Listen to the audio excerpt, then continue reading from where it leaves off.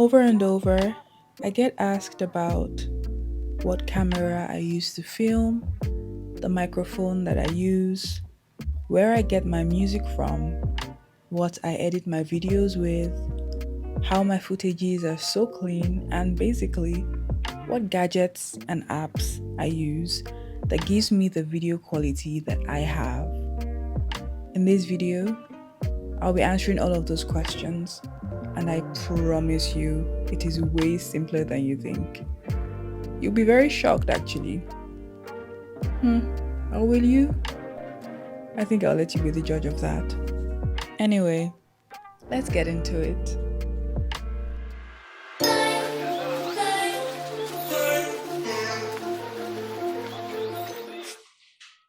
Hey, welcome back to my YouTube channel. My name is Martha Ehinome, and today's video is based off of a lot of questions about what I film with and what I edit my videos with and blah, blah, blah. I decided to make a video answering all of these, basically showing you what I film with and everything I use from the beginning to the end of my YouTube video production process.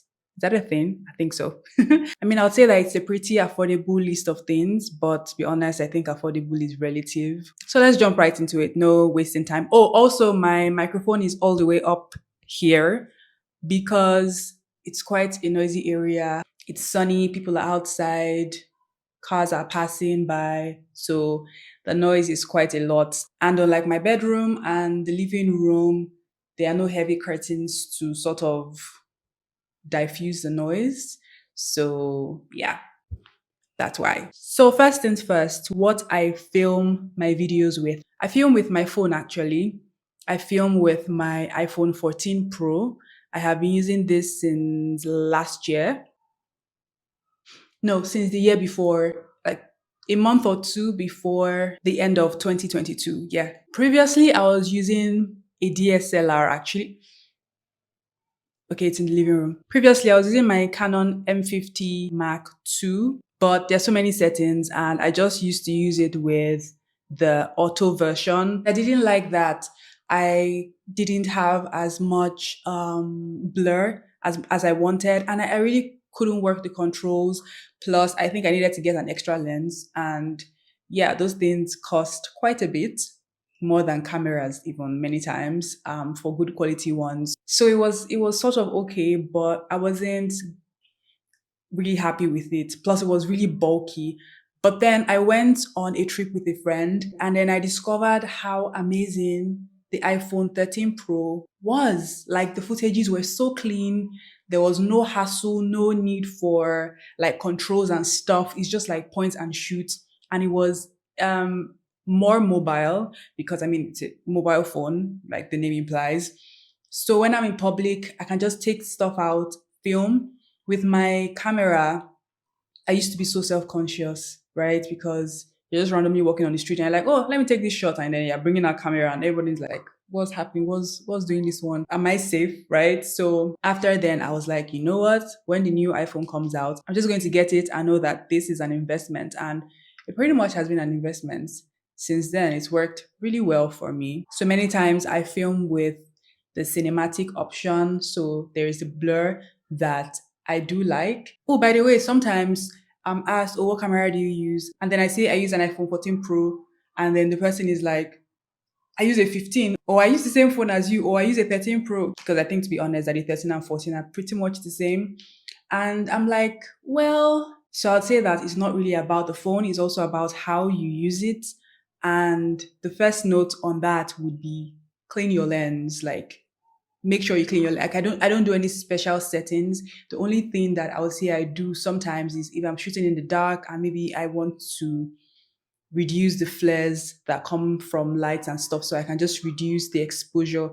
That's the only thing I play with. I only play with how blurry I want it to be or how bright or dark I want it to be. That's literally all I do. But every frigging time that I want to take a shot, I make sure I check my lens, no smears, no nothing. And I always make sure that there is also good enough lighting, which is the next thing I'm going to talk about in the process of how I film videos. Lighting. I don't, okay, I do have lights. I have two soft boxes and a ring light. But to be honest, I don't think I've ever used them to film anything. They're just there, like collecting dust. Quite all right. I think I should start using my soft box, especially for when I want to film something at night, so that there is not just light around, but there's like ample light for my face too. But that's by the way. So far, I pretty much haven't used my lights for anything. I use natural light. And thankfully, I live in an apartment where there's good enough lighting. Like there are big windows. Each space has two windows. It's only the bathrooms and the kitchen that have just one window. Every other room has two. So I'm grateful for that. Also, the ceiling lights. They really make my videos look extra nice, and I'm thankful for that. So the lighting is usually natural light. The landlady who was gracious enough to put good lighting in the house, and yeah, just taking advantage of those, right? And when filming, like I literally am in front of a window right now, and then there's a window here. There's the lights are on here in the room, so there's ample light. And iPhones absolutely love light. Like iPhones thrive with light. That's why if you have an iPhone and you're shooting and it's daytime, it's sunny, your footage will look amazing because iPhones thrive with light. With artificial lights, you put a softbox here, then you have to use a reflector to like do things, blah, blah, blah. But if you're not doing like mood lights or trying to create a certain type of mood, I don't know what the idea might be, the sunlight is perfect. An open window and you're good to go, especially with my blinds. Like depending on what you put in front of your light source, it could give you different patterns, it could add to the aesthetics. So just maximizing what you have around you, maximizing the light sometimes, fixing, shooting something at a particular time in the day. I mean, it can then be unpredictable if like we're in the rainy season and it's cloudy that day and things don't work out. But for instance, about 3, 4 p.m., the sun is usually at this side of my workspace, right? So the light comes in from the blinds and then it has this really beautiful thing. If I have maybe an unboxing or I want to take an overhead shot of something, show some things, what I have to do, to be honest, is to just time filming for that period. And I have beautiful lighting. It adds to my video. And you're like, oh, what camera did you use? I just used my phone. And I just waited for the sun to get there and I filmed it and it looked good. So just knowing what works for a particular time, doing things over and over, getting ideas, getting little tips and tricks here and there, it just raises the quality of what you're churning out, what you're putting out into the world, right? Right. So depending on what you're using, if you're using an iPhone like me, make sure that you have ample light and you just work with your settings, make sure that you clean your lens all the time. And I think you have decent enough footage, right? So to my microphone, the sound, because after things look good, they should sound good, right? They should sound amazing, right? So I use this microphone, Hollyland, I think Hollyland 2 or something like that. It is a wireless microphone. So I literally just have the adapter and like the main thing plugged to my phone.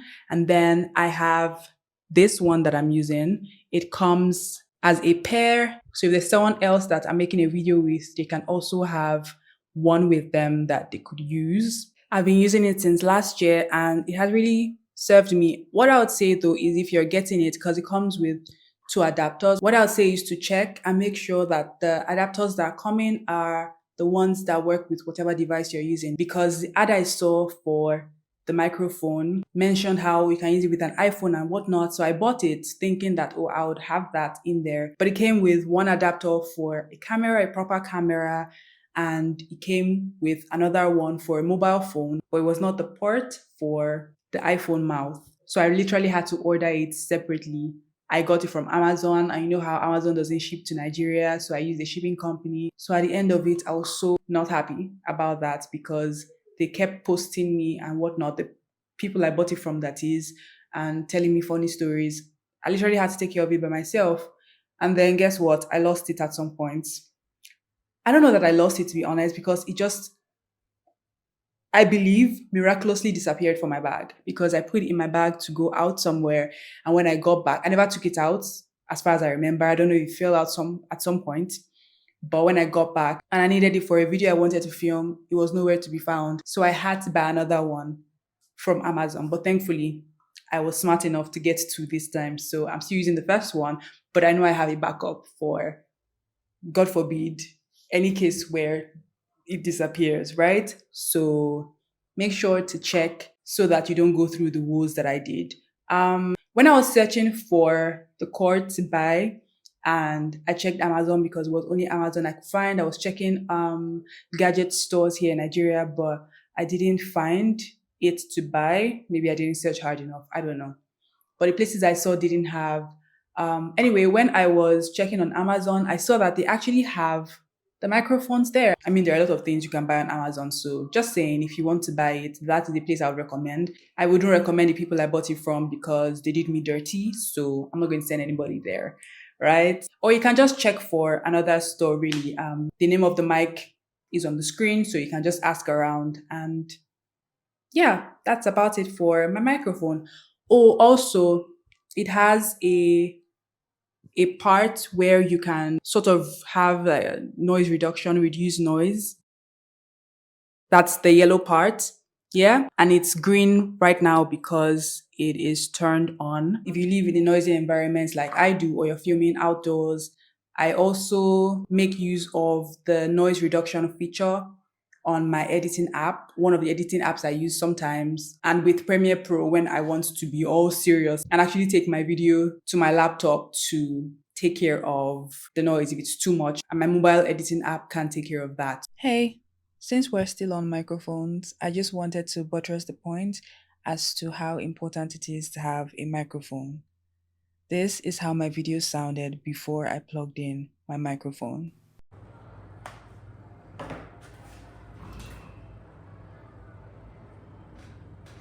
And this is how it sounded after I plugged it in. And no, I did not do any noise reduction or whatever to these parts. This is just how the microphone helps in a noisy area. Now we'll move to my editing apps, right? I primarily use one. That's why when people say, oh, what app do you use? I always say I primarily use Inshot because Inshot is the app that I use. I've been using it for a couple of years. So it's the one I'm most used to. I put the clips together there, transitions, captions, or subtitles, whichever one you want to call it. I do all of that there. Then sometimes I go to Capcut if I want to put the effect that you see in the highlights for my vlogs, like the recording thing. InShot has some options, but I prefer the one in CapCut. So I always take the highlight there just to put it in, and then I go back to InShot. I also use CapCut for the noise reduction feature, right? Because InShot has a denoise feature, but to be honest, I think it's crap. So I always go to CapCut to take out noise, and if it's not working well enough, then I take the footage to Premiere Pro and I edit there. To be honest, I don't think I've ever edited a video start to finish on Premiere Pro. I just have it on my laptop, but I never have used it. So let me not form some alpha editor or anything. I use InShot. InShot is my guy. I just had a mental note that I should probably mention how much these things that I'm mentioning are. The iPhone 14 was bought 2 years ago, so I don't know how much it is in the market now. You have to do that research for yourself. For my microphone last year, I I bought it about 100K or 110 or something. It's probably more expensive now because everything is more expensive now. So it's very likely more expensive now. For the adapters, I can't remember how much they cost, or maybe like $19 or something. And then the shipping was more expensive than the actual product. Then for the app, InShot, it's free. You can have the free version, but I think I had restrictions with many of the transitions that you can do. So I just decided to do a one-time payment. I can't remember how much I paid, but I think it was less than 20K. There's an option to do like a yearly subscription, but last year or so, I was just like, let me just do one-time payment. I know that I've paid for the app and every feature is free. It made sense to just get it at that point in time. For CapCut, it's free. I don't pay anything for CapCut. I use the free version. And Yeah. So next will be, I think, should be my tripod where I fix my phone, right? So I have a couple of, see, I have a number of things, to be honest, that I use. I have gadgets like lights, I have like four tripods, but the ones that I use, I say ones because many times I join two together. This is actually a selfie stick, and I did not intend to be using it as a tripod, but I wanted to get a selfie stick so that I could take shots to vlog without having to use my hand, and I could have different distances between me and the phone or whatever it is, like for when I go out and I'm, taking footages. I've never used it for that function. But then I realized that it could work with overhead shots. And unfortunately, I then spent what was not like 140K, and that money really pained me because I had never in my life bought a tripod that expensive. The two that I had, the first one was I think 30K, and then the second was like 35 when I thought I had misplaced something in the first one. So I had to buy another one, right? It was 140K, but I had started vlogging, and there were many times that when I want to do overhead shots, it used to really stress me out trying to find where I can lean my tripod or how I can maneuver and take shots like overhead shots or tilted shots and stuff. Maybe I'm cooking in the kitchen or I just, for angles and whatnot, right? But then I realized that this worked. So to be honest, I would say get a selfie stick. The very particular one I'm using is Yunteng.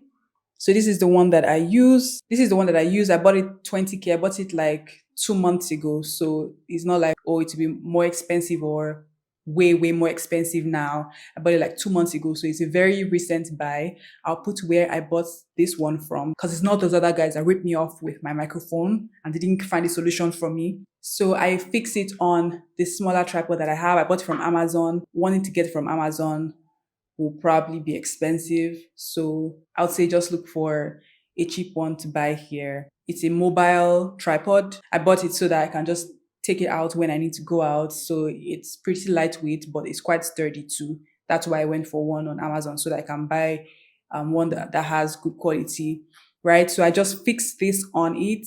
And many times I film or I film with the first one, I film with that only if it's just like a normal shot like this one. But if I want to take shots that are overhead or extra, extra tall, I put this one on it because there's where I can screw it onto this other tripod and it just makes my life easier. So that's what I use for tripods. I've been asked a few times, oh, how do you get this shot? This your shots, blah blah blah. But that's all. It's just knowing what tricks to use and what to do at different times. Not really about how much you are spending or if you're using the one for 140K or not. I literally have only used that one like 2 times. Yeah, I think so. It's just there collecting dust again, and I absolutely regret buying it. I won't even lie, but it's all good. It was from a good place. I wanted to invest in my YouTube channel, so I was like, you know what, just buy it. But look at me now, I'm not even using it. So next thing would be music, where I get my music from. Very simple. I get my music from Epidemic Sounds. They are a platform. They have an app too, so you can download the app. But if you literally just Google Epidemic Sounds, you can log in. They have like a full library of like songs. You can set your particular type of music you want. Calm, solemn music, party music, R&B, pop, different ones, right? But the gag there is if you don't want to get a strike, especially if you're a YouTuber, you don't want to get a copyright strike or whatever, you have to subscribe.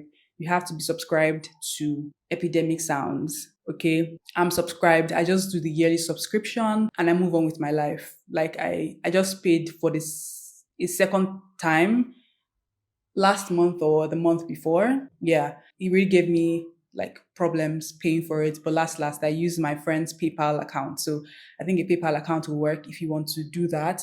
They have monthly subscriptions too. You also get the first month free.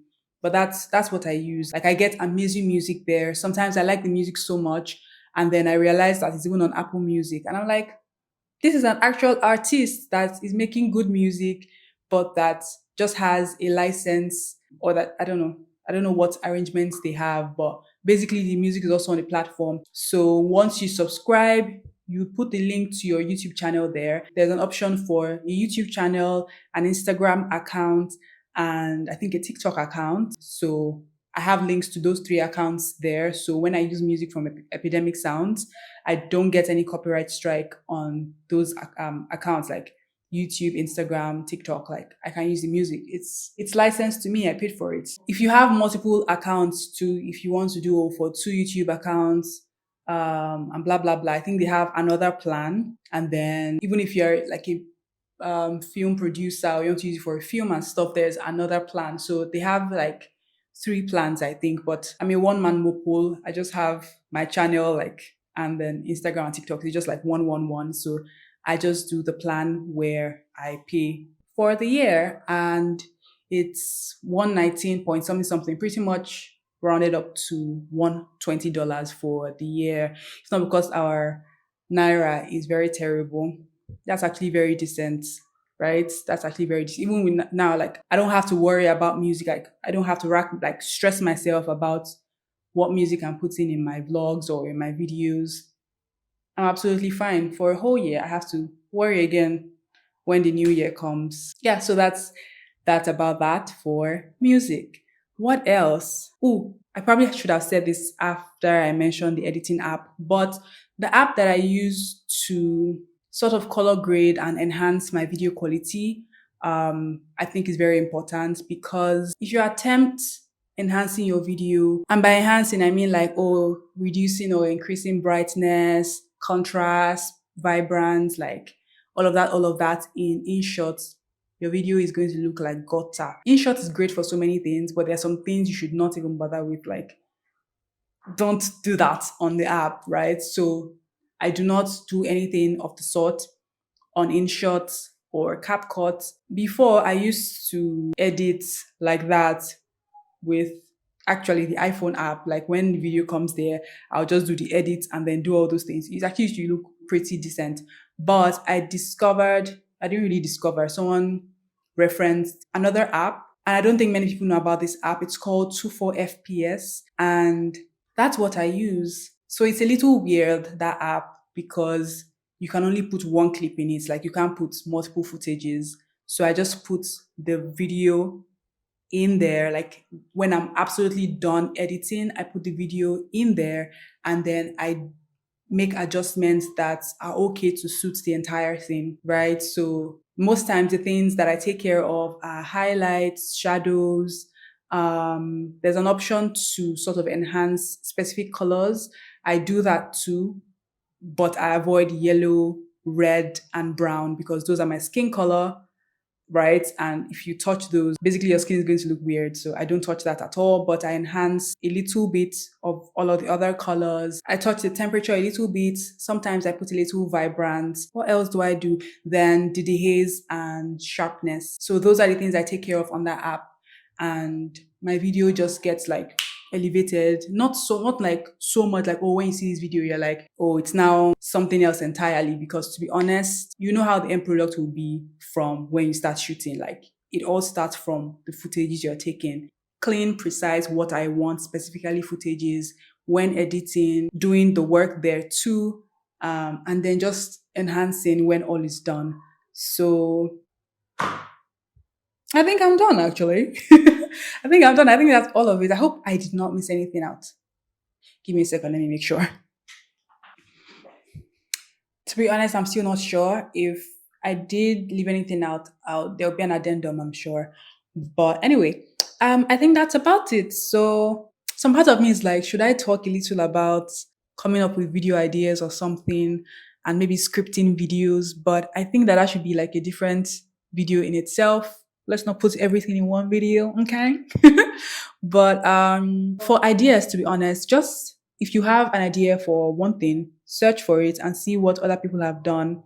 You get suggestions. Even sometimes if you see a channel that does something like what you like, check their channel, check for inspiration as to what they have also done. It's a very effective cheat code. Have a place you put down all your ideas. I have like a Google Sheets or micro, I don't know, Sheets, a Sheets file that has like probably hundreds at this point, hundreds of video ideas that I can choose from.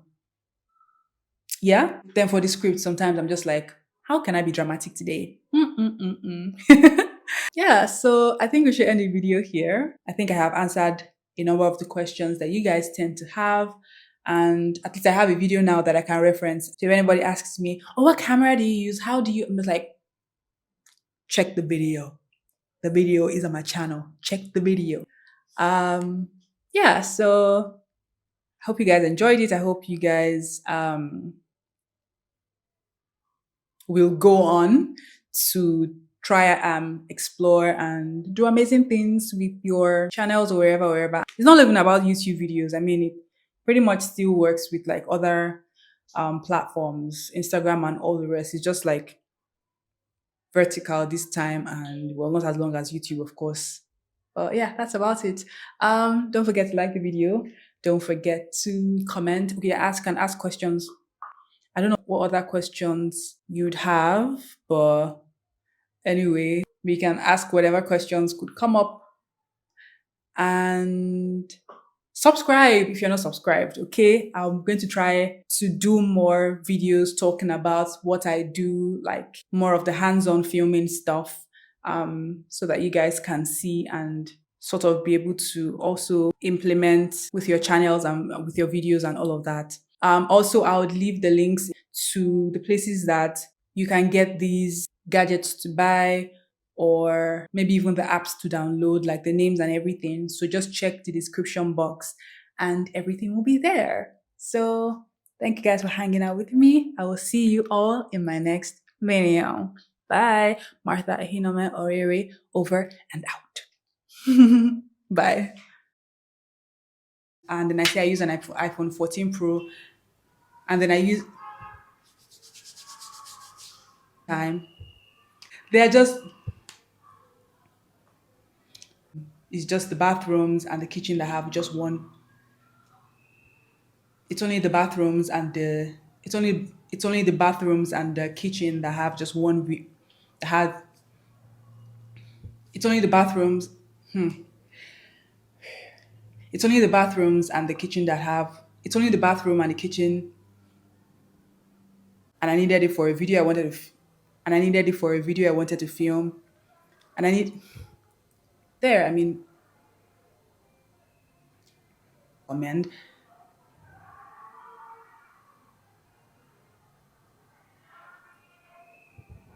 That's all, to be honest. It's just knowing